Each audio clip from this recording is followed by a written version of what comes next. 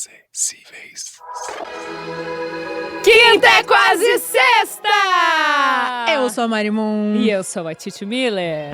E hoje a gente tem um convidado que vocês não perdem por esperar. Ele é apresentador, ele é artista, ele é ativista, ele é negro, ele é baiano, ele é gay e ele é tudo de bom. Ele é uma boa influência na internet, inclusive, né? Ele foi a minha primeira influência mesmo, primeiro influenciador preto que eu comecei a seguir e acompanhar muito e não à toa virou VJ da MTV. Ai, meu Deus, que prazer estar com ele aqui. Seja muito bem-vindo, Spartacus! E aí, gente, tudo bem? Ai, que delícia esse encontro acontece. Finally, meu Deus! A gente tem muitos encontros pra depois relembrar, Sim, né? a gente principalmente, né, amiga? Eu deixei pra gente falar sobre isso mais tarde, porque, ó, lágrimas. Esse papo vai longe. Mas eu te vi recentemente no Lollapalooza. Primeira a gente vez que se te viu encontrou pessoalmente, lá, né? Porque na internet a primeiro gente já interage bastante. Mas foi tipo, meu Deus, eu vi ele passando. Eu parei tudo, saí correndo, assim, slow motion. Meu Deus, Spartacus! Aí a gente começou a, tipo, trocar ideia. E aqui estou.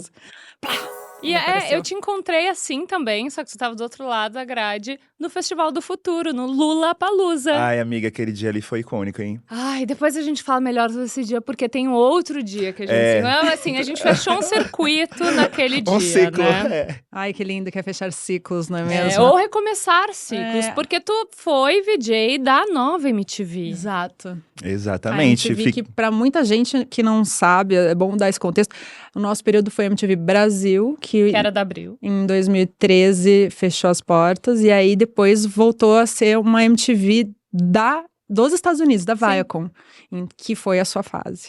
E a gente não sabe muito sobre essa MTV nova, né? O que era produzido aqui, além do De Férias com E. Tenho até amigos que trabalharam na produção. Tem amigos que são. Tenho até amigos Nada que contra. são. Gente, até assim, sento na mesa. Não, tenho amiga mesmo aqui que dirigiu esses programas, pra galera da produção e tudo, mas... Como foi ser VJ da nova MTV? Porque a gente poderia ter sido VJs juntos, né? Isso de verdade. Por isso, pra mim, muito, assim, esse é um momento muito icônico, porque meu sonho, na verdade, era poder viver isso, sabe? Eu acho que todo mundo que sonhava em ser VJ na MTV não queria só estar lá naquele espaço, queria estar com vocês, né? Então, tô muito feliz de estar aqui. E assim, eu fui não só VJ da nova MTV, como fui o último VJ da MTV. Você fechou as portas eu também. Eu apaguei a luz. Olha, que gente! Eu, tipo assim... trabalhei lá 1 ano e meio, e aí no final do ano passado eles me falaram que por um direcionamento da MTV Internacional, esse modelo de programa, onde tem um VJ tocando os clipes, não vai mais ter no mundo todo. O Brasil era um dos últimos países que ainda insistia no formato. Mundo todo? Ano passado eu fui pra uma viagem pra conhecer outros VJs, só tinha eu e um mexicano, assim, sabe? Os últimos. Nossa. Vocês dividiram um quarto, ficaram amigos e tipo... Ficamos super amigos, Olha né? Só, American People. Mas você chegou, inclusive, a fazer VMA, não foi? Fiz VMA, amiga, eu entrevistei a Anira. Momentos Anira. antes dela ganhar um prêmio lá, a primeira brasileira a cantar no palco principal, a ser premiada com um momento. Que demais! Quanta coisa nos une, porque eu entrevistei a Anitta. Amiga, sua entrevista, eu só lembro de você falando, gente, a galera tá pedindo a Anitta. Não, mas aquele momento não era pedindo a Anitta. Eu sei, amiga. Tô não era do... com a Anitta presente, A Anitta né? presente, o primeiro show presencial, ao vivo, da Anitta na TV mundial, foi no Multishow. E foi a minha estreia no Multishow também. Ambas tínhamos narizes antigos. Narizes antigos. Olha lá Versions as of me. fotos, Versions of Me. A gente entrou de limusine tomando champanhe. Depois você entrevistou a Anitta, prestes a entrar no palco do VMA. Olha, gente, Querido, isso você arrasou. escalonou muito rápido esse fenômeno chamado Anira, Nossa, super, né? Um orgulho nacional. E quem mais você entrevistou que foi bem marcante, assim? Eu amei. Pra mim, assim, a Anira foi lendário porque eu comecei no YouTube, né? Então, assim, antes de eu ser... Eu lembro quando eu tava fazendo meus vídeos pro YouTube, ia sonhando, assim, podia fazer um quadro tipo Top 10 da MTV, assim, sabe? Eu botando lá as capas dos álbuns, assim, no meu cenário, falando assim, aí podia fazer que nem a Marimun lá, que nem a Titi. Ai, que delícia. E aí, tipo assim, o primeiro vídeo meu que eu fiz que viralizou era um vídeo falando da Anitta. Porque a galera tava acusando ela de apropriação cultural por causa do clipe de Vai Malandra. Eu lia muito sobre isso na época. Disso. E aí eu quis compartilhar para as pessoas o que era apropriação cultural pra mim, né? E aí viralizou. Então, graças a ela, eu comecei a construir esse público. E poder entrevistar ela lá pra mim muito, muito especial. Esse arco do personagem é muito maravilhoso, amigo. Você inclusive, quando arrasou. eu comecei a trabalhar na MTV, essa nova, a primeira vez que eu entrei no ar foi pra fazer uma análise de Girl From Rio, que ela tinha acabado de lançar. Nossa, então, que delícia. Não, inclusive, eu preciso dizer que você arrasa nas análises. Era algo que eu amava fazer na época do acesso. A gente adorava esse momento. A gente parava frame a frame. Nossa, eu curtia muito. E a gente era bem detonada, às vezes, pelas análises. Porque depois, hashtag sinceras, a gente às vezes falava... Às vezes pesa. Eu lembro que teve um em específico que a gente... Assim, mas a gente detona... Não é de subdetona, a gente deu a nossa... Qual, amiga? Você vai saber que a gente vai falar do mesmo? Da Katy Perry, que tem uma coisa super, assim, militarista. Você lembra desse clipe? Qual era esse mesmo? Part of Me, exato. Pois é, a gente pensou, tipo, what does it mean? Americanos, né? Ele era muito... Venha se alistar ao exército. Era meio que esse subtexto do clipe. Então... E a gente é super contra Mas eu tenho isso, uma né? política no meu canal que é assim, eu falo do que eu admiro. As coisas que eu não curto, eu nem falo. Porque pra mim, tem tanta gente usando a voz pra poder falar do que não gosta. Você tem razão. Acho que falta a gente usar a voz E tu fala com mais tesão até, né? Sim, com empolgação. É que tem gente às vezes que fala na força do ódio, né? Também traz um tesão. Engaja. Vamos falar a verdade. Engaja muito, fala mal. O Felipe Neto sabe muito bem. É verdade, tem canais que fazem que praticamente só isso. Só vive falar mal dos outros. Mas vamos falar dos Fala de coisa boa. Versions of You, porque tu teve aí alguns estágios da tua carreira, né, de influenciador. Na verdade, tu começou ali fazendo vídeos de crítica social mesmo. Sim. A primeira vez que eu te vi foi através de um vídeo da Jut Jut, na época da intervenção militar, em 2016. Sim. E tu falando ali dicas para não ser morto, basicamente, né? E foi a primeira vez, assim, que eu me deparei mesmo, que eu parei para pensar profundamente sobre o privilégio branco, para ver como essa discussão é recente, né? Porque nunca passou pela minha cabeça andar com uma nota de nenhum produto comprado na minha bolsa, né? No celular, enfim. Ou o tamanho do guarda-chuva que eu tô levando. Mas eu assisti uma entrevista tua, aliás, foi uma delícia de pesquisar, falando que essas análises, elas vieram também para falar sobre críticas sociais, porque no momento tu tá falando da Beyoncé, do Lemonade, tu tá falando sobre o que ela quer dizer com aquilo, só que tu tá ali com a Beyoncé falando também por ti, na verdade, tá, né, tu dá um tá respaldo, te blindando ali, porque tu foi muito atacado, né? Exato, assim, esse vídeo, é porque assim, eu até, há 2 anos atrás, eu tava andando no meu bairro, e aí eu saí pra caminhar de manhã, e aí eu saí só com a roupa do corpo, porque eu só queria me exercitar, e aí a polícia parou, o policial achou que eu era um bandido só porque eu tava parado, aí botou a arma na minha cara, foi algo super traumático, assim, então... No início do meu canal, eu tentava usar a minha voz na internet para tentar ajudar as pessoas a terem mais consciência desses problemas e para ajudar outras pessoas negras também a aprenderem a lidar com o racismo, porque eu tive que passar por um processo de ter consciência racial para ver minha beleza, para poder entender que muitas das vezes que eu me sentia inferiorizado não era culpa minha, era uma questão estrutural. Então, no início do meu canal, eu tentava muito assim... Eu trabalhava em agência de publicidade, né? Sim. Formou em publi, inclusive. Né? Ele é um publicitário. Passou por diretor 4 de arte. anos de inferno. Exato. E eu sentia muito um esvaziamento de propósito, né? Eu sou millennial, né? Que é essa galera que quer trabalhar com propósito. Eu sentia que eu tava vendendo minha alma, assim. Usar a minha criatividade para coisas que pra mim eram muito vazias. Eu queria muito usar a minha criatividade, minha voz para falar de uma coisa que eu acreditasse que era incrível, sabe? Importante. Que impactasse. É por isso que eu falei que você era uma boa influência. Eu acho que quando você... pega uma pauta de entretenimento e além de jogar o entretenimento, você puxa ali um assunto relevante, profundo, que faz a pessoa não só pensar, mas talvez terminar aquele vídeo mais esperta pra vida, com mais consciência e tal, que é algo que a gente até falou, pô, era meio isso que a gente também tentava fazer ali quando a gente fazia as nossas análises, por isso que eu acho que bateu tanto, assim. Eu acho que é isso, entendeu? Você tá gerando transformação, você tá causando um bom impacto e sendo um bom influencer. Isso foi, obrigado. Mas isso foi uma estratégia. No início eu não falava nem do entretenimento. Eu até, às vezes, falava, mas eu falava diretamente das causas sociais. Sim. Eu falava diretamente, esse vídeo mesmo que a Jujut citou, eu não tô falando de entretenimento. Eu tô falando sobre intervenção federal nas favelas do Rio de Janeiro, onde pessoas negras são mortas porque a polícia se acha no direito de ser violenta, de matar uma pessoa preta só porque ela acha que é bandido, sem prova. E aí, assim, é o genocídio negro que acontece na nossa nação. Só que falar disso durante o governo Bolsonaro, falar sobre isso durante um momento de polarização política no Brasil, durante um crescimento da extrema-direita, foi muito difícil. A polarização na internet, a internet virou um lugar muito violento, né? Então, eu fiquei com a saúde mental destruída, assim, sabe? Principalmente em 2018, acho que pra todo mundo que era muito engajado nas pautas. Sim. A gente sabe, né, amiga? Eu entendi que, assim, se eu continuasse desse jeito, falando diretamente das coisas que eu queria falar, eu não ia sobreviver.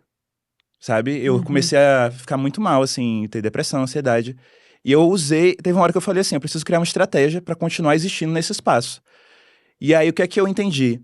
Eu posso, então, falar das coisas que eu gosto, né? Falar não só das coisas que eu odeio, né? Falar de Lady Gaga, de Beyoncé, Anitta.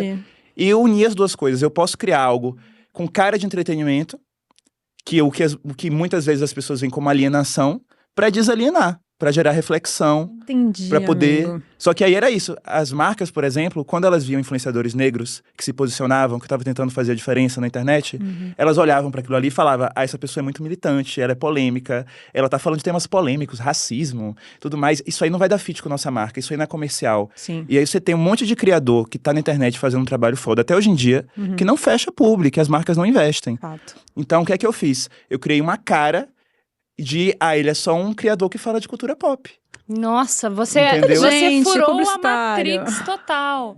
O que eu ia te perguntar, na verdade, a gente estava até conversando antes de você chegar, o hate vem, lógico, né? Me posiciono politicamente desde antes da pré-eleição Bolsonaro, né? Tem um vídeo maravilhoso em 2019, ele tinha acabado de ser eleito falando, vai dar PT, Léo Santana, uma profecia para 2022, vai dar PT, no Multishow, estava falando ao vivo isso. Então, é lógico que eu fui muito atacada, mas também assim, isso não me perturbava mesmo, assim. Mas, ao mesmo tempo, quando eu entro em pautas que mexem com os mascos, a galera dos chans, e teve até um grande apresentador, grande não, né? Um pequeno apresentador aí que mobilizou muita gente, assim, os mascos mesmo, sabe? Aquela galera que é os pios e que vão atrás de mulher. A Lola Aronovitch tem mais de 10 BOs contra essa galera. São pessoas perigosas. Aí, realmente, a gente começa a ficar... abalado mesmo, né? Porque a gente sente medo pela nossa integridade física, né? E aí, o que eu ia te perguntar, na verdade, é isso. Porque tem pessoas muito bem intencionadas, influenciadores, que lutam contra o racismo, brancos antirracistas, e que usam a sua voz para poder propagar essa mensagem e não sofrem esse hate. Aonde dói em um influenciador preto que pode falar exatamente essas mesmas palavras, mas sofre um hate de racismo pesado, enquanto o influenciador branco tá falando a mesma coisa e não sofre esse hate? É porque parece que quando a pessoa branca fala, ela é muito mais respeitada. Quando a pessoa branca fala, falando assim, olha como ele é consciente.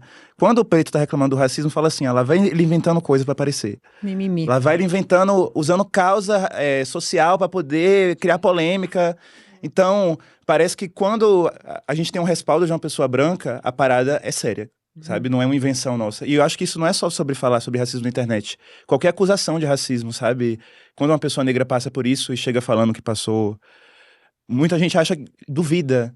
Fala assim, tem que ter prova. Sabe que eu fiz um paralelo, né, que não existiu, na verdade, porque foi a partir de metade só dessa situação. Eu não sei se vocês lembram do Big Brother, que teve o Babu, teve a Manu Gavassi. Esse a gente assistiu. Eu tava grávida, eu trabalhei nesse BBB, foi o último que eu trabalhei, porque foi da pandemia, né, maluquíssimo esse, aliás, né, recordista e tal. A galera entrou sem pandemia e saiu com pandemia. Mas, enfim, eu ia falar de uma cena que eu achei bem emblemática, que tinham muitas mulheres lá, muito feministas e muito engajadas, especialmente a Marcela McGowan, que falava de uma forma muito paciente, didática, com aqueles caras que eram muito machistas e muito... pareciam umas mulas mesmo. E em 5 minutos, o Babu resumiu o que elas estavam tentando falar há 2 meses e eram interrompidas sem parar. E aí, o que eu gostaria que tivesse acontecido era pra gente tentar fazer uma análise, assim, por exemplo, se uma dessas mulheres tivessem falas abertamente racistas, se uma dessas mulheres brancas falasse o que o Babu gostaria de falar pra elas, se elas seriam ouvidas também, se essa mulher seria ouvida também. Não sei se vocês entenderam. Uma mulher, se fosse um uma homem pessoa branca falando sobre racismo com brancos e um homem preto, enfim, um homem falando sobre machismo e misoginia com homens. Eu gostaria muito que esse paralelo tivesse sido traçado, mas eu tenho lá, né, na TV, escarrado para todo mundo, porque eu acredito que ele existe todos os dias na vida Sendo bem real. sincero para vocês, assim, falar sobre esses temas, por mais que seja uma coisa que preencha nosso propósito, é muito difícil. Tem gente que acha que assim, é legal porque você vai, tá lá ajudando as pessoas. Não, quando você bate de frente com o sistema bate de volta, sabe? Quando você começa a questionar as coisas, muita gente tá lá te aplaudindo, muita gente tá falando, ai, militante, que incrível. E tem muita gente que tá falando assim, gente, que cara chato. Mala. Que mala, que tá reclamando de tudo. Então, assim, eu comecei a notar que, realmente, assim, você falar dessas coisas sem estratégia é você fechar portas, porque o mundo, ele é escroto. O mundo, ele... A gente não tá vindo a gente não tá num conto de fadas, a gente tá vivendo num país que o último que aboliu a escravidão. Sim. Então, hoje eu entendo que se a pessoa quer se posicionar, ela tem que fazer isso estrategicamente. E até nos outros Big Brothers que vieram depois, eu vi as pessoas negras, as que conseguiram chegar mais longe, eram as que se posicionavam estrategicamente, sabe? Sim. Por mais que exista até uma pressão que a gente se posicione toda hora, isso às vezes faz com que o público conservador que tá lá, nos ataque muito mais facilmente, sabe? Fala assim, você tá pregando perfeição, mas você errou naquele dia ali. Então você é um hipócrita, militante seletivo, entendeu? A cobrança pra gente é muito maior. E digo mais, ao mesmo tempo que eu acho importante usar minha voz pra fazer a diferença, existe uma cobrança pra que a gente esteja fazendo isso a todo momento. Às vezes, eu quero só falar de uma música que eu gosto, não quero só salvar o mundo. Às vezes eu quero só falar assim, gente, olha que música legal, novo álbum da Marina Sena, babado. Só que se você não tá militando a todo momento, parece que você não é um preto de verdade. Você tem que ser o Martin Luther King. Cara, com certeza. Você tem que ser um radar, né? Desculpa, Mari, mas assim, é que eu me identifico muito com esse ponto, porque quando eu virei alvo desses pills todos, foi, na verdade, porque aconteceu um caso, né? Um textão de um cara da esquerda que foi acusado de machismo e traição e tal. E aí, estava eu lá acordando, eu acordei assim, com talvez centenas de pessoas no Twitter me cobrando por que eu não estava falando deste cara. Então, é como se a gente tivesse que ter um alarme, assim, ligado a qualquer momento que qualquer pessoa que cometeu qualquer ato machista, eu tenho que estar lá, eu vou viver... Exato. Única e exclusivamente para denunciar casos de machismo da direita, da esquerda, eu tive que aprender a decepcionar meu público. Porque no início, é sério. Isso é maravilhoso. Porque no início do meu canal, você tá lá, né? E aí a galera começa a te cobrar que você seja aquela figura inspiradora. Então aconteceu tal caso de racismo. Eu ia lá e falava, tenho que dar visibilidade a isso. Ia lá e falando... E quando eu entrava numas tretas... Ou então, até às vezes, fazia umas denúncias que eu descobria que depois não faziam sentido, sabe? Super. Então, assim, eu comecei a entender que eu tava entrando... Só pra poder atender a expectativa da galera, eu tava entrando em coisas bizarras. E aí eu tive que educar meu público. Parei. As pessoas falavam assim, aconteceu tal coisa. Me mandavam fotos de corpos. Nossa Senhora. Pessoas mortas, então, como se você fosse um programa de televisão Atena. Que fala... Exato. Tem gente que se presta esse papel de ser da Atena do racismo até hoje. Porque tem gente que quer também. Porque eu acho que é isso, mano. A marca, por exemplo, também pressiona, a publicidade pressiona a galera que trabalha com internet a também entrar numa caixinha. Então é tipo, qual é o seu nicho? Do que você fala? Você só pode falar uma coisa. E sabe qual é engraçado do que eu acho das marcas? Sendo bem sincero, aqui usando a língua de chicote... Porque eu acho que, ao mesmo tempo, as marcas não querem influenciadores negros que sejam muito militantes, que se posicionem demais, porque isso aí é polêmico, porque isso aí não vai dar fit com a marca, tem que ser uma coisa mais polida, mas elas se aproximam da gente quase sempre para poder parecer que elas são antirracistas. Exato. Então elas querem usar da nossa luta, mas a gente não pode lutar muito. Não, e dentro da empresa, você sabe que as coisas nunca são iguais às campanhas publicitárias. Vendem, né? Então, assim, você realmente vai ver quantas são as marcas que estão com pessoas em posições de poder, trabalhando, e que são LGBTQIAP+, ou negras, ou mulheres. São por steps. Porque se eu for esperar a coerência da empresa que vai me contratar... Eu sei que é impossível. Eu sempre chego na empresa e eu vejo que, assim, chamar a pessoa preta pra publicidade está sendo o primeiro passo dela. Depois ela vai descobrir que, eu tenho que contratar gente preta. Aí depois ela vai pensar que, assim, não basta contratar gente preta, tem que ter gente preta na diretoria também. Total. Não adianta ter só como estagiário. É difícil pensar que algumas pessoas que ainda têm idade suficiente para viver um bom tempo ali naquela posição de CEO, sabe? Ainda vai demorar para sair daquela posição, mas talvez, quando ela se aposentar ou morrer, não sei, vai talvez ter uma chance de entrar uma nova geração. E aí eu sempre penso, tipo, cara, como é importante a gente focar nas novas gerações, sabe? Tipo, preparar essa nova geração para na hora que for virar a chave, que vai demorar ainda um tempo, sabe? Começar a entrar essa galera. Mesmo se for parar pra pensar, canais grandes, tipo a Globo mesmo, sabe? Muita gente da MTV que foi pra Globo, muitas cabeças pensantes que pensam diferente de pessoas que estavam lá 20 anos atrás. Então, é o que você tá falando, tem que ter paciência um pouco também. Tem que ser, ao mesmo tempo que tem que abrir um espaço para outro sentar, até porque, né, temos espaço para todos. Não é bem assim, não. E às vezes não, pelo formato que a coisa é, né? Falando especificamente do Multishow, demorou muito tempo pra gente ter um apresentador preto, né? O quarteto era eu, a Laura Vicente, o Guilherme Guedes e a Dedé. A gente fazia praticamente todos os festivais. Aí entrou a Quênia, maravilhosa. Eu nem cheguei a contracenar com a Quênia, porque no Rock in Rio que ela fez eu tava afastada por uma operação que eu fiz na coluna. Mas enfim, que bom que abriu esse espaço. Nossa, toda vez que eu vejo a Quênia brilhando, eu penso, meu Deus, que bom. Enfim, foram outras coisas também. Mas vocês já ouviram de outras pessoas que não são da nossa bolha, as pessoas falando, agora tudo tem que ter diversidade. Tudo tem que ter preto, tem que ter um preto, uma mulher, uma pessoa gay. com vitiligo, eu escutei não sei o quê. negócio que assim, que aí me doeu, porque foi de uma pessoa que eu admiro muito, falando que, nossa, agora tem umas amigas minhas que até estão dizendo que são mãe solo. Usando de argumento. Mas o que eu queria puxar o gancho você foi o primeiro VJ preto e LGBT. Não é verdade, amiga. Teve um monte de VJ, não, inclusive preto no e gay. Yo. Preto e gay. Preto LGBT. Tem algum preto e gay antes de mim, meu amor? Não tem. Peraí. Não. Não sei. Não sei. Pode ser verdade. Não teve. Teve até, por exemplo, o Didi tava aqui. Didi tava aqui, mas ele não é preto. Exatamente. E teve os meninos pretos do Yo. Mas porque eu não isso sei é uma se coisa eles que a gente chama de quê? Interseccionalidade. Porque o que é aquela você coisa... não pode ser duas coisas, vai ser gordo e preto e gay, too much. entendeu? Ainda sou nordestino. Fala assim, é muita coisa. Não, mas forçou nesse baiano, forçou. Então, preto a gente já tem preto. Gay a gente já tem gay. Pra que a gente vai chamar um preto gay? Entendeu? Muita coisa. Pega um preto e um gay. E é assim que as mulheres negras elas são excluídas dos espaços. É assim que as bichas pretas são excluídas, porque as pessoas não conseguem entender que tem intersecções. Só falta você dizer que é mãe solo agora. Eu, inclusive... Calma. Eu assisti o Acesso, eu achava incrível, sabe? Eu lembro que, assim, a minha maior referência que a Lady Gaga, eu conheci lá vendo o Top. No dia que foi Poker Face lá no Top 1, eu falei, meu Deus! Tava lá vendo na casa da minha prima, que na parabólica dela, porque na minha casa não pegava. De Poker Face, interior lá no começo da Bahia. Ainda, hein? E aí, assim, mas eu digo pra vocês, por mais que eu amasse, eu nunca achei que era possível eu ser apresentador da MTV. Eu não vou falar pra vocês que eu sonhava em ser apresentador da MTV, porque eu não achava que era possível, porque eu nunca me vi ali. Sim. Quando veio a proposta pra poder estar, falei, gente, será que tem? Será que rola? Posso falar uma coisa que a gente falou no nosso primeiro programa do Didi Connecting People? Quem indicou o Spartacus pra MTV foi o Didi. Didi é. Sério?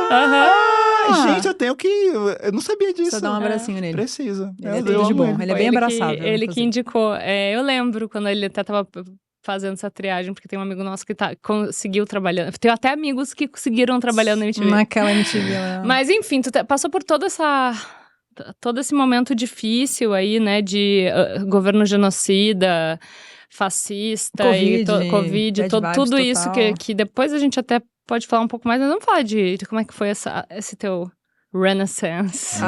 Renascendo como uma fênix. Eu adorei que tu foi a primeira entrevista que a Carol Conká deu depois do BBB, né? Que eu fico imaginando quão acuada a bichinha tava. E ela foi a nossa segunda entrevista aqui no Acessíveis. Eu amo a Carol. Carol, pra mim, é uma pessoa incrível, assim. Quem se permitir conseguir enxergar a Carol pra fora do Big Brother vai descobrir uma pessoa maravilhosa. E é basicamente isso, assim. Isso foi antes de entrar na MTV. E eu tava usando meu canal primeiro para poder fazer essas análises de cultura pop, trazendo esses temas sociais, né? Isso foi bem na época da pandemia, né? Então, todo mundo preso dentro de casa, e eu só tinha minhas divas pop ali para poder me fazer companhia. Aí comecei a falar, enfim, fazer análise da Beyoncé, do Lemonade para poder falar de racismo estrutural, de cromática para falar de saúde mental. Maravilhoso. Usei lá Glória Groove para poder falar de cultura do cancelamento, Anitta para falar de feminismo. E aí eu falei, por que eu também não começo a fazer entrevistas? Por Zoom, né? E aí fui fazendo lá, quando eu vi rolou Emicida pra poder conversar, quando eu vi eu tava lá falando com a MC Carol, e aí rolou aquele Big Brother, né, que tava todo mundo super assistindo, e a Carol, que eu era super fã, aconteceu tudo aquilo com ela, e eu fiquei muito decepcionado, mas eu já tinha sofrido muito hate na internet, e eu senti que muitas pessoas abandonaram a minha mão, sabe? E isso é muito doloroso, sabe? Como você vê como realmente a gente na internet é produto, né? E pode ser descartado a qualquer momento. Ah, sim. E aí eu falei, pô, não quero tratar a Carol desse jeito. E aí convidei ela pra poder bater um papo. E assim, achei incrível que ela aceitou. E a gente conversou por Zoom. E assim, eu juro pra vocês, eu fui pra conversa tenso. Porque eu tinha visto aquela imagem, né, da pessoa má, né, no BBB. E aí, quando eu conversei com a Carol, eu falei, gente, que pessoa, né? É um ser humano que erra e que tá ciente que erra. Ela não tentou inventar desculpa, sabe? E aí eu me identifiquei tanto. E aí depois ela me chamou no estúdio dela. E eu pude ver a Carol de perto, assim, sabe? Ver como ela era uma artista incrível. Que apesar do mundo todo tá lá, o Brasil todo tá rejeitando ela, ela não desistia da sua arte, sabe? Desistia de si mesma. E ela tava num momento, assim, que naquela época... Ela me falou que ela saía escondida na rua, saía com casaco, assim, sabe? Ela não quis pegar nem voo, né? Tem atriz que fazia vilã de novela que apanhava de guarda-chuva de velhinha na rua. Imagina a Carol Conká. Ela falou que não pegou voo. Nossa, coitada. Mas ela foi uma grande inspiração pra tua carreira musical. Exatamente. Ai, gente, sabe o que eu acredito? Eu acredito que quando as pessoas pensam em creator, elas pensam em fábrica de reels. Pode crer. Ainda mais hoje em dia, né? Eu acho isso tão limitante. As pessoas acham que, você quer sucesso, vai lá fazer a trend. Cara, as pessoas que eu admiro, elas não criam trend. Elas criam coisas que impactam a humanidade. Então, se eu quero tentar ser uma pessoa que eu admiro, eu tenho que começar agora.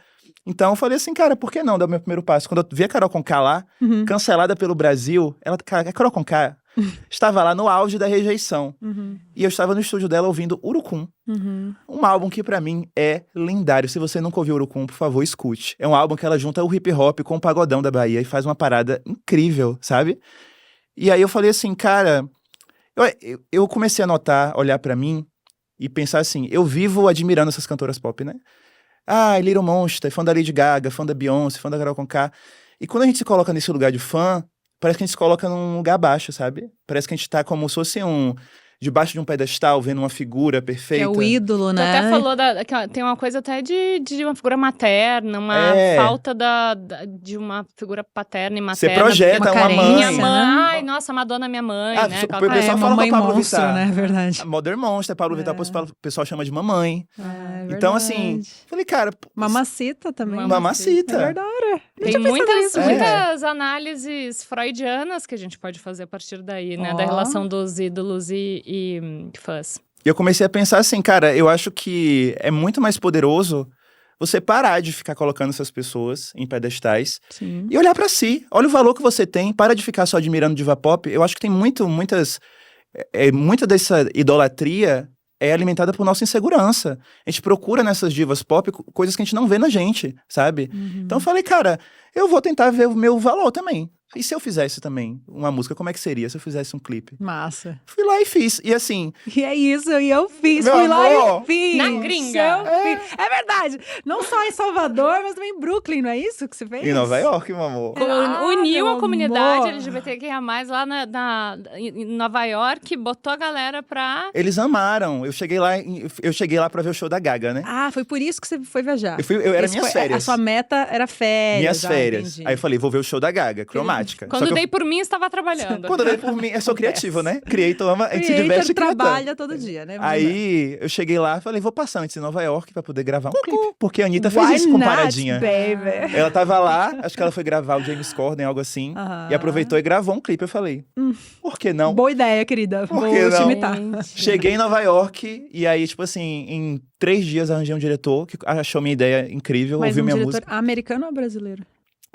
Eu cheguei lá. In Brazil? Eu encontrei um diretor americano, afro-cubano. Porque eu cheguei lá sem conhecer ninguém. Só com um sonho na mão. E sem amigos? Sozinho, sem amigos? Tinha uma amiga minha brasileira, mas não tinha contato, assim, de gente, sabe? Eu cheguei assim, aí tinha um diretor que eu consegui eu vi lá, mandei mensagem pra ele, mostrei minha música, ele falou, pô, não curti isso não. É muito estranho, muito diferente, pagodão, esse negócio aí. Mas, eu falei pra ele, eu só vou sair daqui com esse clipe gravado. Se você não me ajudar a gravar, eu vou pegar meu celular, e eu vou pra Times Square, e eu vou gravar meu clipe de qualquer jeito. Ele falou, calma. Rey já fez isso com o celular também. Eu achei que fazer o celular com outra coisa do celular. Vou pegar meu celular, vou tacar na sua cara. Não, ele falou assim, calma, eu posso te indicar outras pessoas. Aí eu fui vendo indicação até achar um diretor que achou foda a minha ideia, ouviu minha música, achou incrível. Que legal. E aí, quando ele viu, a gente juntou a comunidade LGBT do Brooklyn, que é onde nasceu o hip hop, sabe? Então, assim, meu clipe tá lá cheio de mana trans, tem viado, tem sapatão, tá todo mundo lá, tem brasileiro, tem gente preta. E essa galera, você falou, você quer aqui no meu clipe? Não, a gente juntou a galera e falou assim, cara, sejam livres. A gente queria falar uma mensagem realmente de libertação, de celebrar minha comunidade, sabe? Esse era um projeto que ele surgiu não só porque eu queria cantar, é porque eu queria fazer um projeto de celebração de 5 anos do meu canal, entendeu? E aí eu falei, cara, vou deixar de ficar só botando diva pop em pedestal e você é diva pop que eu nasci para ser. Colocou um casaco, colocou um óculos e foi. Coloquei um casaco, coloquei um óculos, inventei um alter ego que nem a Beyoncé e a Lady Gaga, né? E aí Esparta. Criou o seu herói da Marvel. Criei o meu herói e gravei meu clipe. E, gente, posso falar pra vocês? Foi um dos momentos mais mágicos da minha vida. Você não tem noção como é. Você tá lá, tipo assim, todo mundo ali me enxergando como artista. A minha equipe, conheci a equipe que estava fazendo o Renaissance, da Beyoncé. E eles falando assim, os editores estão sofrendo na mão dela, porque ela é muito perfeccionista. Virginiana. Na véspera de gravar meu clipe, eu fui num ball lá do Brooklyn, sabe? Eu vi lá a galera lá fazendo Vogue. Competição de ballroom, meu amor. Que demais. Já fui também. Então, assim, foi lendário. O que eu mais achei legal é que, assim, isso tudo começou como um projeto de celebração de 5 anos de canal. É isso. Quando eu vi, eu estava em Salvador fazendo 10 shows. Nossa, mas você ganhou uma tour. Que loucura. Fiz uma tour em Salvador. Caraca, amigo. Chamei Luna Monte, que é uma travesti lá de Salvador, que é poderosíssima, que ela dança Vogue, pra poder se apresentar comigo na minha música. Amigo, e é isso que você vai fazer agora? A partir de agora você é mais artista musical do que qualquer outra coisa? Não, eu vivi isso, porque eu queria viver essa minha realização pessoal. Mas eu aprendi nesse caminho que, assim, por mais que pra você viver isso você tem que ter coragem não é o bastante. Então, assim, eu tô fazendo aula de canto, eu tô fazendo, enfim, aula de instrumento, eu tô construindo meu repertório, estudando música, compondo meu EP, sabe? Amigo, tá certíssimo, porque é engraçado. A gente até conversou sobre isso no Lollapalooza, na hora que a gente se encontrou, porque eu falei pra ele, pô, Massa, eu acho que é muito importante a gente fazer arte, simplesmente porque a arte é uma maneira de você se comunicar. Você fala, você aprende a falar, e você precisa ter uma técnica pra poder pintar, fazer uma escultura, tipo fazer isso uma aqui, poesia. né? Isso aqui não é tão fácil quanto parece, né? Não mesmo. Isso aqui exige experiência, isso aqui... Sim, a gente tem uma arte gráfica na comunicação, né? Tem o cenário, né? Que figurino, tem uma diretora de arte. Equipamento técnico. Aliás, eu rolei o teu Instagram. Gente, inteligência artificial, dissertem. Nos clipes da Beyoncé, tu fez algumas análises. É verdade, amigo. É que assim, eu sou analfabeta em inteligência artificial. Isso que eu ia falar, a gente vai ter que explicar, não só pra Titi, mas pra várias pessoas de casa que não fazem a menor ideia do que está acontecendo em Midjourneys e artes generativas. Eu adorei quando eu te conheci, que eu vi que você já tava por dentro do babado todo. Eu tô super! Muito! Fiz vários. Tomorrow People. Lembra que eu falava que tu é Tomorrow People? A Mari é do amanhã. Eu adoro tecnologia, né? Não é e sabe o que aconteceu? Eu me apaixonei por inteligência artificial exatamente por causa da minha carreira artística. Porque, assim, gente, fazer clipe é que você gasta. Sabe? Sim, produzir caríssimo. música. Isso aqui também custou muito caro. Gasta. Isso aqui é tudo muito caro. É tudo inteligência artificial. Na verdade, a gente nem tá até aqui. a nossa inteligência. Não, tô brincando. Mas eu falei isso, cara. Hein? Com inteligência artificial, eu posso criar um clipe sem gastar nada. Tem gente que tá fazendo só isso. Tempo, mas olha né? só, Esparta. Hold my beer. Tava vendo um vídeo da Verena, maravilhosa, falando de uma marca de roupas que usou modelos diversos na sua campanha e todos eles foram feitos por inteligência artificial e isso gerou várias críticas porque, afinal, se vai colocar é uma marca gringa, corpos hispânicos, pretos, gordos, por que não contratar, de fato, modelos e remunerá-los? Mas acho que é justamente isso que você acabou de falar, é a questão da remuneração. Tem muitas pessoas e projetos e marcas que eu acho que, assim, não vão ter, talvez, essa grana pra... Tipo, tô começando aqui, eu vou fazer minha marquinha de caneca.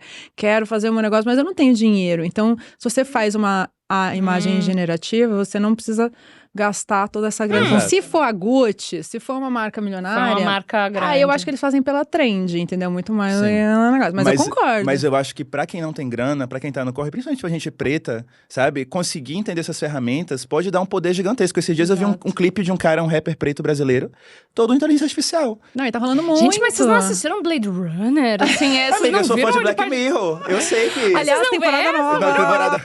Sabe o que eu acredito? Eu acho que essas tecnologias são tipo fogo, sabe? Quando o fogo surge na humanidade. Não, as pessoas... Incendeia tudo. Assim, os macacos lá, os primatas... que dominaram o mundo são os que aprenderam a dominar o fogo. Ou você é dominado pela tecnologia, ou você domina ela. E você pode fazer armas de fogo matar pessoas, ou você pode fazer... Pra aquecer a galera, pra não morrer de frio. Entendeu? Isso aí que eu ia falar. Então, eu basicamente tô tentando dominar a tecnologia, porque eu sei que o mundo vai ser dominado por ela. É melhor eu saber. Sim, eu vou te falar, é uma excelente brincadeira, vamos falar a verdade. Você entra lá no negocinho... Eu me podia, assim, de verde e amarelo e todas as cores do espectro político, porque até hoje eu não sei ligar a minha TV que tem 2 controles remotos ao mesmo tempo. Eu tenho um problema com tecnologia muito grande. Mas eu amo aprender. Sabe o que eu fiz? Eu falei assim, ó, vou no tirar... Apocalipse eu vou ser a primeira a vou ser deixada tirar uma pra semana trás. pra aprender sobre AI. Amiga, eu não vou te deixar pra trás. Eu falei assim, vou tirar uma semana pra aprender. E aí eu fui lá, tutorial no YouTube, TikTok, isso, fazer isso. Amiga, tudo tem tutorial no YouTube. A gente tem TikTok só do programa, mas eu não tenho. Amiga, TikTok hoje em dia é uma ótima ferramenta de aprendizado. Tem várias pessoas ensinando várias coisas incríveis. Eu aprendi sobre várias ferramentas de AI no TikTok. Aí eu via lá uma imagem gerada por AI, Midjourney. O que é Midjourney? Joga no Google, joga no YouTube. Quando eu vi, eu tava criando os visuais do Renaissance. Eu vi. Eu criei o clipe de Break My Soul. Agora, deixa eu fazer uma pergunta aqui de pessoa que trabalha com AI para pessoa que também trabalha com AI. Você colocou a cara da Beyoncé não com a inteligência artificial, mas com um Photoshop, uma edição depois, né? Os primeiros clipes, não. Por exemplo, Break My Soul, que tá a cara dela perfeita. Foi o Midjourney. Você deu sorte, né? Porque toda vez que eu escrevi Rihanna, apareceu tudo menos a Rihanna. Mas o que acontece? É porque a Beyoncé, acho que ela é uma presença tão grande na cultura, já deve ter um banco de dados tão grande dela. Que fica preciso. Que eu botei assim, Beyoncé, apareceu a cara da Beyoncé. É impressionante. Só que aí, tinha imagens belíssimas, que eu criava, que às vezes a cara não tava perfeita, e eu postava e a galera falava assim, mas não tá aparecendo a Beyoncé, tá a cara da Solange, não tá aparecendo ela. Eu vi, que é da cara da irmã. Aí eu falei assim, a galera não tá valorizando a beleza dessa arte. Não entenderam a ideia, gente. Eles acham uma máquina de fazer a cara da mulher. Não. Mas eu achei que fosse também, porque fiquei muito decepcionada. Todas as vezes que eu botei fotos minhas, inclusive, saiu qualquer coisa, menos eu. E eu fiquei bem decepcionadinha. Que teve, né, uma trend Aquela era outra coisa. Era outro aplicativo. Era o Lensa, o que eu fiz o nosso lá, que a gente postou, é do Prequel, que é também outro. Ele transforma uma foto que você tem num desenhinho. Que também tem uma inteligência artificial, mas ele não é tipo, você não escreve assim, Titi Miller, vírgula. Cenário uma... Não, pode inventar qualquer outra coisa. Essa é a graça da brincadeira. Você tá numa plantação de milho, entendeu? Uma coisa completamente alucinada. Vestida com a roupa de carne da Lady Gaga. E está um céu de estrelas cor-de-rosa. Nossa, que psicodélico, Mas Mari. tem como fazer isso. Só que aí não vai aparecer a cara da Titi Miller, é isso que eu tô querendo dizer. Não, a minha boca vai estar na orelha. É tipo uma coisa assim. Quando eu comecei a mexer no Midjourney, eu usei exatamente pra fazer a capa do meu novo single. Ai, que maravilhoso. O que eu fiz? Eu peguei uma foto da Lady Gaga, que eu amo, que é uma referência, assim. E eu falei assim, aí botei o link da foto e falei, recria esta imagem, só que no lugar colocando... Aí tinha que me descrever, né? Aí pra me descrever eu tive que botar... um homem negro de pele clara, não binário, latino, mestiço. Tem que descrever o prompt, assim, perfeito. No lugar dela e tal. E aí gerou a capa. O prompt é justamente essas palavrinhas que você descreve, que é a uma língua palavrinha faz que toda ele a diferença. entende. Uma vírgula, assim. A língua da programação. Depois eu vou eu juro depois que eu vou pro YouTube. Eu juro, vamos voltar aqui pra nossa pauta. Olha, porque tu recebi uma aula aqui, né? Uma aula de inteligência artificial. Você não viu nada, amiga. Estão gerando até músicas com áudio, com vozes de outros artistas, né? Vários covers do Kanye West aí estão rolando. Sim. Botaram a Ariana Grande pra cantar Pablo Vittar. Então, assim... E agora vai começar, então, o quadro Medo do Futuro. Vocês têm medo do futuro com a inteligência artificial do jeito que tá, então? Eu acho que os grandes especialistas já estão com medo do futuro. E quem sou eu pra discordar, né? Inclusive os especialistas mesmo. Elon Musk, não foi? Que falou, gente, cancela, pausa esse negócio aí que vai dar ruim esse lance. Mas você tava começando ali um assunto importante. Eu tenho medo do futuro, mas eu acredito que, assim... Por isso que é importante a gente usar essas ferramentas e fazer as pessoas entenderem essas ferramentas. Porque elas não serão enganadas por elas. Hoje, por exemplo, quando eu tô postando várias imagens feitas por inteligência artificial lá na minha página, muita gente está aprendendo a identificar o que é inteligência artificial. Por exemplo, essa foto é muito realista, mas dá pra ver que o número de dedos sempre tá errado. Sempre eles tem... vão arrumar. Verdade. Esse que é o problema, eu acho que vai chegar chegar da no lugar. tecnologia, exatamente. Vai chegar nesse lugar da perfeição. Mas tem como você notar, sabe? Se você estudar, tem como você começar a olhar pra uma imagem. Gente, vai chegar uma hora que a gente não vai mais ter como A gente não vai ser influenciar. letrado, a gente não vai dar tempo da gente se letrar. A tecnologia vai ser muito mais rápida do que isso. E os advogados vão começar a lançar várias provas falsas, era isso que você estava falando. Tipo, como você vai se defender, vai ter que se defender fazendo mais provas falsas. Exato, porque assim, não vamos esquecer que o que foi um grande lance no segundo turno foi uma montagem do Bolsonaro com Baphomet. Isso foi realmente um lance, foi isso que estremeceu alguns grupos evangélicos, principalmente, né? Então, entendeu? Assim, é um negócio que amiga, muda a cabeça das pessoas. E pior é que isso sempre aconteceu. A humanidade sempre fez uso de provas falsas, de editar fotos. Bem quando começou a ter foto, a galera já editava foto. Então, assim, é uma coisa do mal da humanidade, assim, Na minha que a gente cabeça, vai ter que superar. a forma de resolver isso é as pessoas tendo senso crítico e aprendendo a questionar. É tipo assim, vi aquela imagem, questiona, será que é real? Só que o problema é, a gente tá num momento onde o que está acontecendo é o oposto. As pessoas, elas estão ficando fundamentalistas religiosas. Exato. São pessoas que não questionam, só acreditam. E vamos para o quadro, vamos falar de coisa boa? Bolsonaro. Mentira! A gente vai falar de encontros. Eu acho que o nosso encontro, a gente teve 2 encontros na vida real. Esse é o nosso terceiro. Mas foram os encontros, assim, dos mais simbólicos da minha vida toda. Sim. Porque... Vou começar a chorar daqui a pouco. Porque uma das imagens mais icônicas foi quando o Bolsonaro foi eleito. A gente estava na casa do Caetano e da Paula, né? Com vários artistas que se reuniram para ver esse genocida antidemocrata ser eleito presidente do Brasil. E no momento que ele foi... né, teve o anúncio dele, então foi eleito presidente Jair Messias Bolsonaro. Eu lembro de olhar para você e pro Caetano, e os dois na frente da televisão, assim, tu tava com a mão no queixo, e aí vocês dois foram meio se aproximando um do outro, assim, eu tava atrás, sentada no sofá. Eu olhei a tua figura e tudo que tu representa, eu olhei a figura do Caetano e tudo que ele representa, e a mensagem que estava na frente da televisão, e eu colapsei de chorar. E você chorou no meu colo. Eu lembro, a gente na sala, você aqui em prantos, e eu aqui, ó, só no ombro dela. Fazendo assim, cafuné no meu cabelo, sem saber foi muito o que falar. lindo. Porque a gente não tinha muito o que falar. E aí, a última vez que a gente se viu foi quando vários artistas se reuniram em um festival da democracia, que foi no Festival do Futuro. E... Você tava subindo no palco pra poder lá falar, e eu parei assim, eu falei, gente, eu não posso deixar esse momento passar. E eu falei, a gente fechou o circuito agora. Falei, lembra da gente chorando quando o Bolsonaro foi eleito, e agora a gente tá aqui chorando de alegria, porque o Lula tá de volta, meu Deus! E no dia seguinte, assim, eu vi muita gente me respondendo, falando que a imagem minha atrás do presidente no momento que ele estava fazendo o discurso, né, e depois que a poesia lá do Marinho foi linda, né, e todo mundo aos prantos, eu achei que eu não estava em quadro, porque na minha cabeça era só o palco que estava iluminado, e eu estava assim, em quadro o tempo todo, atrás, chorando, com um telefone na mão, tremendo.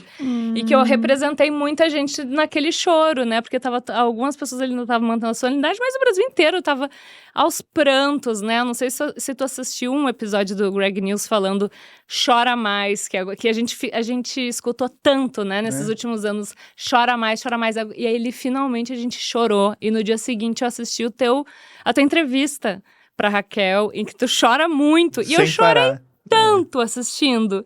A gente chorou juntos, do início ao fim desse processo. De tristeza e de alegria. E que é um processo que não pode parar, porque a gente precisa se manter atento e forte e vigilante, né? Porque as pessoas já estão aí usando todas as táticas para tentar estremecer a democracia novamente. Mas esse momento foi muito especial, assim, para mim, desde aquele momento que a gente estava junto ali. Mas depois, quando o Lula realmente foi eleito, a gente estava lá para celebrar a democracia, e eu dei aquela entrevista, eu chorei, assim, tem gente que até... Sabe como é, né? O Brasil, né? Sim. Atualmente. Então, muita gente na internet falou, é ator da Globo, tá chorando pra poder aparecer, não sei o que e tal. Sim. Mas, assim, aquilo vejo uma coisa tão verdadeira de uma pessoa que tava tão cansada de ver todo dia esse caos acontecendo, uma pessoa que teve pessoas na família que morreram por Covid, de ver que, assim, finalmente... A gente acompanhou a queda da Dilma, amiga.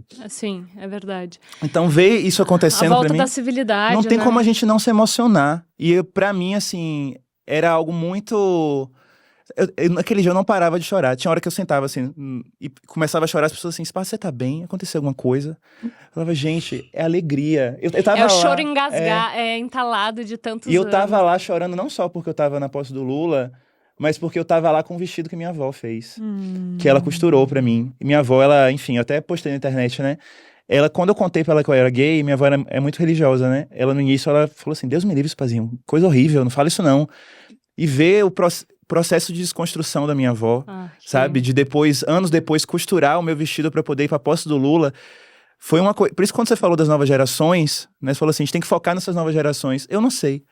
Eu acho que tem pessoas das outras gerações que podem se desconstruir, podem mudar e podem virar grandes aliados. E tem pessoas também das novas gerações entrando em escolas para matar pessoas. Pois é, pois é. Então, assim, eu acho que não tem como a gente saber em quem ter esperança. Dá para ter esperança em todo mundo.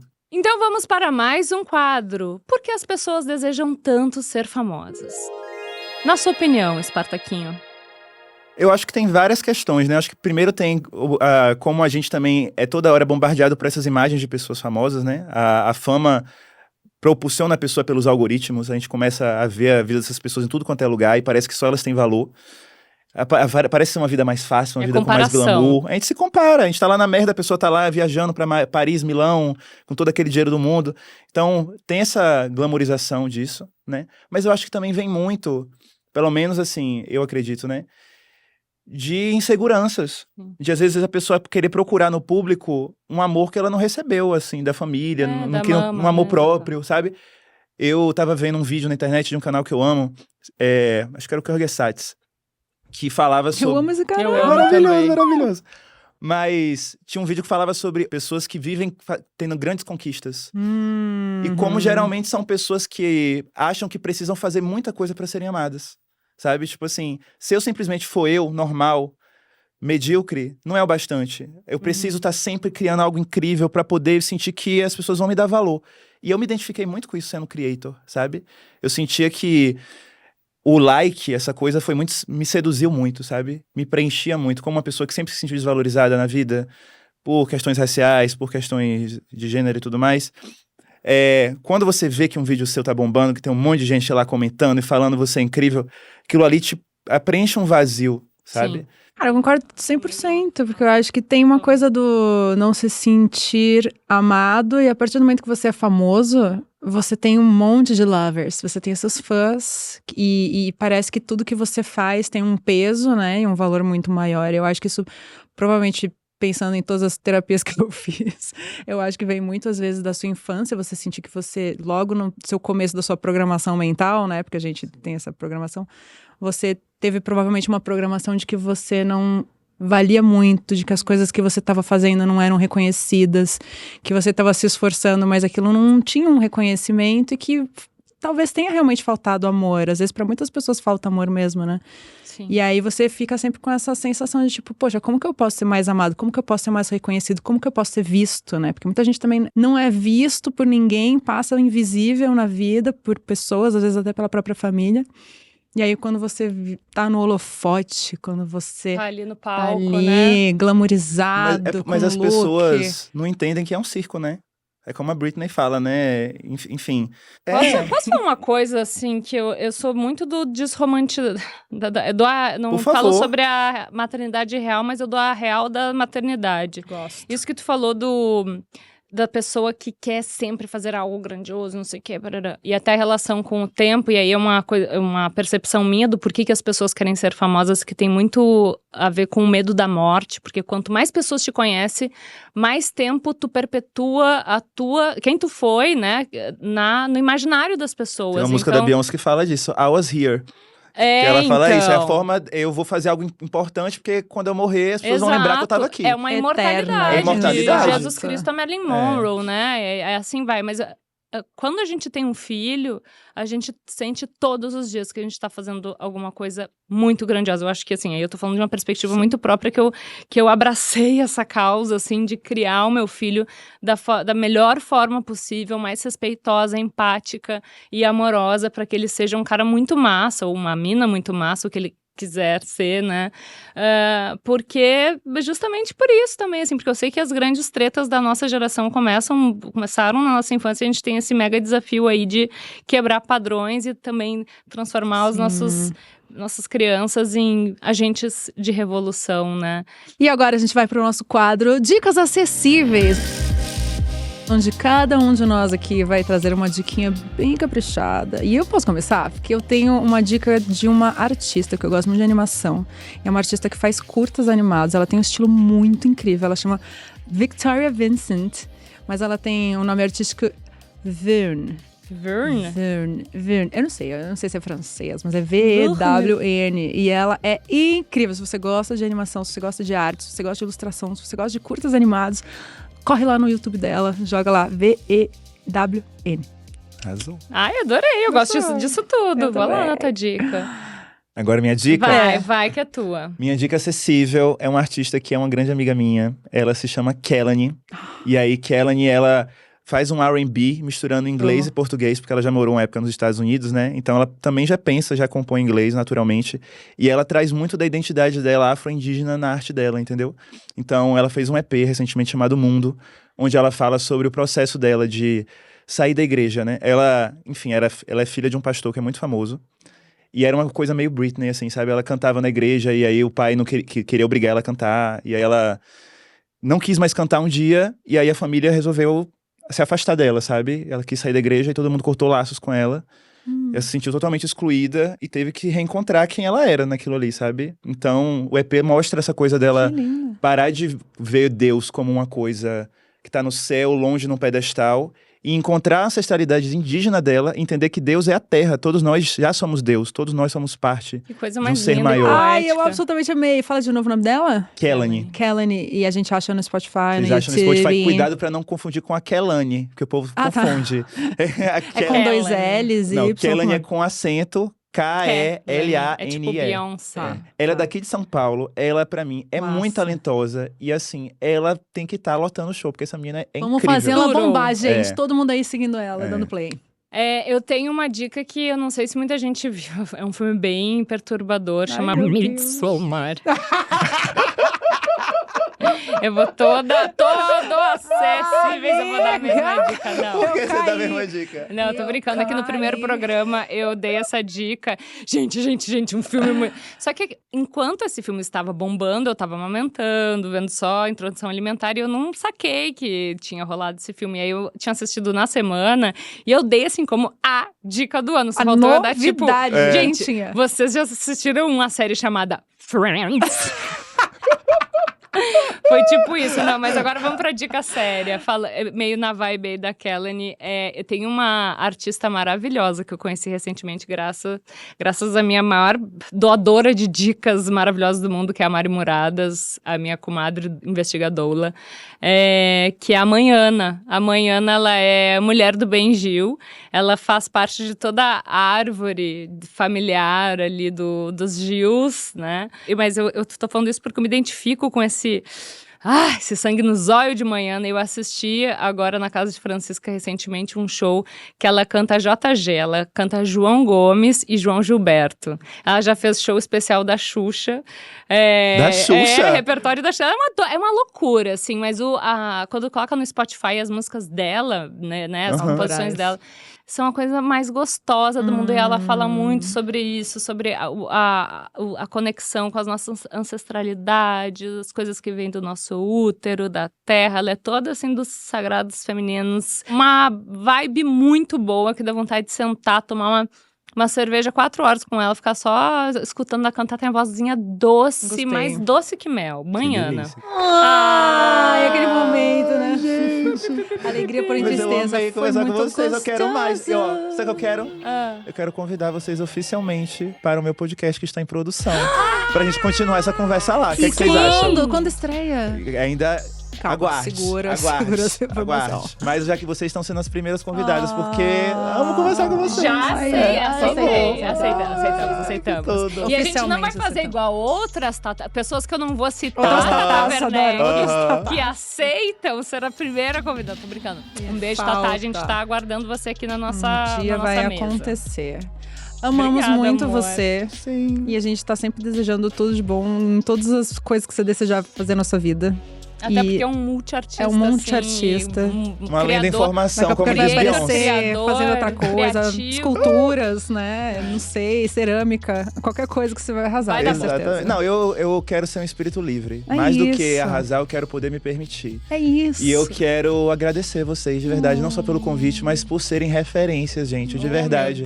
Pra eu ser apresentador, eu precisei ver apresentadoras. Sabe? E assim... Vocês estavam lá, unindo a música pop com diversão, com reflexão. E agora tá olhando pra vocês não só como uma pessoa que tá assistindo, mas como um colega, assim. É uma honra. Obrigada, colega. Uma honra ser sua colega. E o Acessíveis hoje fica aqui, mais calma, porque a gente vai seguir no Stages. Você tá com aquela vontade de, mas eu queria mais? Então vai ter, é isso mesmo. Corre pro nosso Stages, que quem é nosso assinante e ajuda esse projeto a crescer, tem direito a coisinha especial, não tem? Sim, agora a gente vai ter, sabe o quê? Uma entrevista especial de Spartacus com a gente. Sim, nós seremos as entrevistadas e ele... Nosso representante. Exatamente. E acessíveis que somos, vamos responder tudinho. Aguardem. Tudinho. Cola lá no nosso Stages e aproveita e segue em todas as nossas redes, né? Sim, se você tá ouvindo, você pode também ver lá no YouTube, Acessíveis_Cast. Você também pode seguir a gente no Instagram pra não perder nadinha, @acessíveiscast. E temos também um grupo de Telegram. É verdade. Todos os nossos links, inclusive, estão lá no nosso Instagram, então se vocês perder, cola lá. É isso, gente. Até o próximo Acessíveis. Beijo. Beijos. Acessíveis é uma produção Zamundo Studios. Com produção executiva de No Lopes. E o roteiro é nosso. O roteiro é nosso. nosso.